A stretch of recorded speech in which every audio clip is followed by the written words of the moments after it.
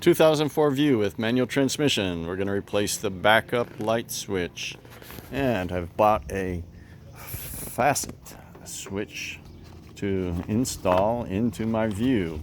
It was recommended as a replacement part, but you know, it's not quite having the same physical characteristics as the original part.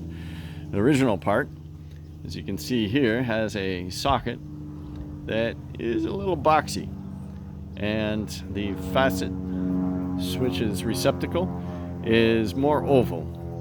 So when it came to removing the original switch, I grabbed a 3/4 socket, which is about 20 millimeters, a deep socket, and it slid all the way over, fully engaging with the hex nut on the original switch.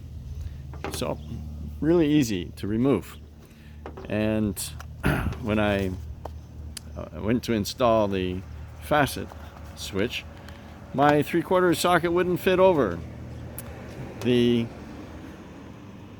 plug receptacle on the end of the switch was in the way. So I was a bit disappointed that I didn't have quite the same ability to install as I had to remove.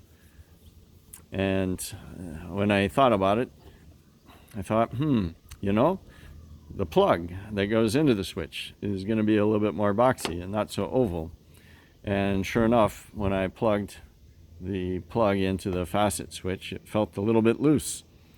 So I thought, you know, I should shield this from the elements. And so when I installed, I put the new switch by facet into heat shrink tubing.